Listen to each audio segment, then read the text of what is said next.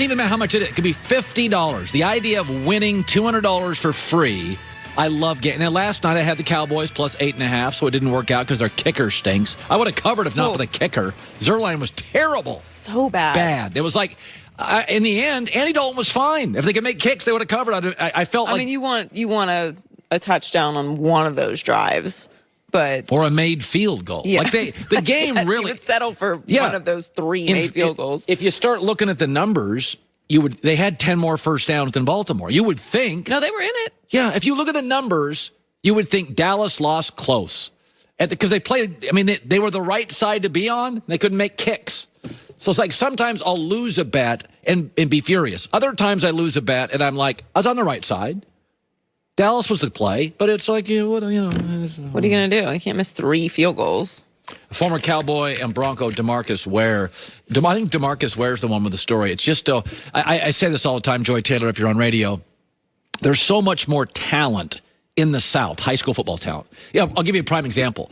So when I was in Tampa, I was a young reporter, a young cub, and they opened a new football program, the University of South Florida. It was in Tampa. I covered the first practice. They were in trailers. And Jim Leavitt was the coach. They go to bowl games now.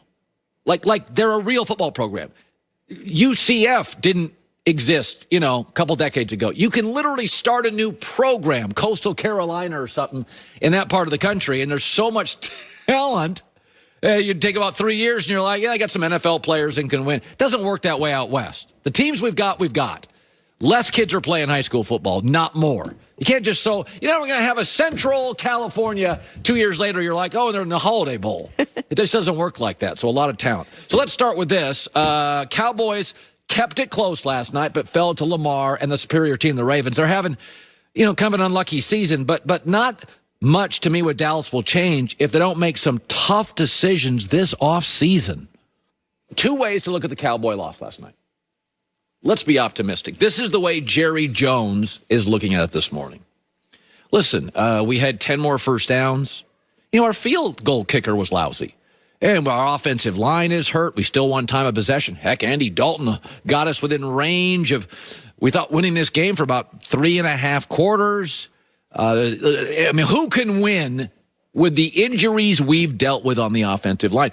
We got more first downs. We rushed for over 100 yards. We won time of possession. With Andy Dalton, we were good on third down. We'll solve our defensive issues in the draft, and we're eventually going to get a better kicker than that, Steph. That's one way to look at it. That's how Jerry Jones and the Jones family probably look at it this morning. There's this way to look at it. Dallas had 12 days to prepare for Lamar Jackson, who had 1 practice, and the Ravens rushed for nearly 300 yards. That's another way to look at it. Or that Dallas's head coach is not very inspiring. Dak Prescott's good, but not like really, really good. The defensive coordinator's a whiff. Special teams now are below average. I also look at this league financially. And there's one thing in the NFL you cannot do. Pay great money to average or good players. Here are the 6 highest paid Dallas Cowboys this morning and tomorrow morning. The 6 highest paid Dallas Cowboys are Dak, DeMarcus Lawrence, Amari Cooper, Zeke, Zach Martin, and Tyron Smith. And I love Zach Martin. Everybody else gets paid more than their production and value. Just for comparison. And just like a salary cap is just like your home budget. You'll pay a lot for a mortgage if you got a house in a good neighborhood with a good school. You'll pay a little bit more money for a car if it's incredibly reliable. You got it on a reasonable lease. You don't want to overpay for that stuff. So those are the 6 highest paid guys. What would they do on the market? Would Dak have a big market at $38 million? DeMarcus Lawrence at $25 million? Amari at $20 million? There'd be no market. Zach Martin would have a market.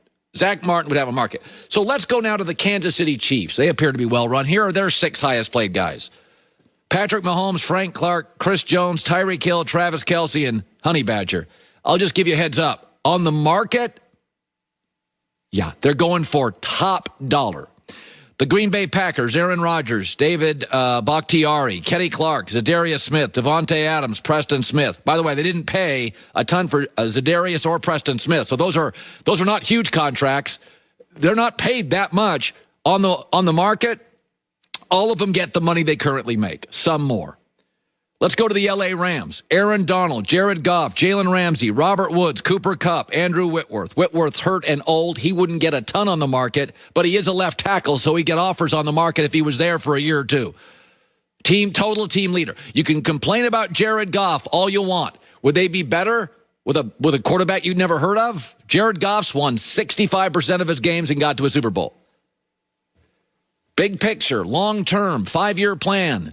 Dallas has a lot of issues, and primarily the number one issue is they're paying a lot of money for good players. Some are aging and are hurt a lot. Zeke's not close to what he used to be. Colin, come on. Dak got hurt. That changed everything. You were 1-3 with Dak this year. You were 8-8 with Dak last year. With those 6 highest paid players, you got 1 wild card win with those cats. That's it. You got to give me more than that. So Dallas has, to me, I look at Dallas, and our quarterback got hurt is not good enough. You look around the NFL, Seattle's highest paid people, Russell Wilson, okay, Jamal Adams, Carlos Dunlap, Bobby Wagner, Tyler Lockett. Now, Tyler Lockett is a little, at this point, because DK Metcalf is so great, Tyler Lockett feels a little overpaid. But if you look at his salary, it's not like a DeMarcus Lawrence salary. Dallas has major problems. And I've said, okay, give me a solution. The solution is you got a really good draft pick. You're going to finish with a top 5 draft pick. You've got 2 choices with that draft pick. One of them, trade it and get multiple picks to get cheaper on the roster. Or 2, get a quarterback. Here's Jimmy Johnson last night in the pregame show. I think the number one priority, they've got to sign Dak Prescott to a long-term contract. Not a franchise tag, because that will eat up too much of a reduced cap. Now, having said that, I don't expect them to have this high a pick in the draft in the future. So I would not bypass a franchise quarterback in the draft. Quarterbacks are valuable. Go ahead and take one if one's there when you're picking. And let him sit behind Dak Prescott for multiple years. But this is not, listen, baseball survived when the Yankees were irrelevant in the 80s. The NBA was fine when the Lakers, pre-LeBron, were irrelevant for about 4 or 5 years. Football is going to be fine without the Dallas Cowboys. But Jerry Jones likes to be front and center. And Troy Aikman said it at the end of last night's broadcast. There are a lot of issues and not a lot of solutions. When the solution is, all right, let's sign Dak, who we like, to a contract, stretch it out so it's not as punitive. It's not a great solution. He's good. He's not special. He's not going to overcome this defense, overcome average coaching. He's not that special. So I think you're going into a really, really average half decade if things don't change for the Cowboys. Abysmal last night against the Ravens. Couldn't get anything done. And during last night's broadcast, Troy Aikman spoke about the current state of the franchise. He said, I wouldn't necessarily say this is over, but it's hard to keep saying that when you're not winning football games. I just don't know where this organization, where they go. There's just so many things that have to be addressed this offseason. No lies told. They're in a bad spot. Yep. Expensive players that aren't great. Well, so right now, I believe they have the 5th. Where are they in the draft? The 5th, 6th pick? 5th, I believe. 5th pick, yes. So they're 3-9 in the NFC East. They would currently have the 4th pick in the, 5th in the draft. They're behind the Jets, Jags, and Bengals. But the question is, because Dak is going to be so expensive. Now, Jimmy talked about it last night as well. They really need to work out a deal with Dak. They should have done it 2 years ago. They should have paid Dak before they paid Zeke, which was a big mistake. Yes, a huge. Okay, listen, I have my issues with Dak, but everybody tries to pay quarterbacks early. Nobody submits to you that paying running backs 2 years early is a good call. Nobody in the league thinks that's good. Well, that's because if you think back on that situation, all anyone could talk about, oh, this offense runs through Zeke. This offense runs through Zeke. It's all about Zeke. Look at the numbers when Zeke doesn't do well. It's not Dak. It's not Dak. Well, Zeke's there now. And I understand their offensive line has had major issues, and they are not the same offensive line, and they're kind of living off of reputation at this point. I told Goulet 2 weeks ago, there are times Tony Pollard is quicker. There are times that Pollard, I think, in certain downs is a better fit for their offense. I don't think that Zeke is washed.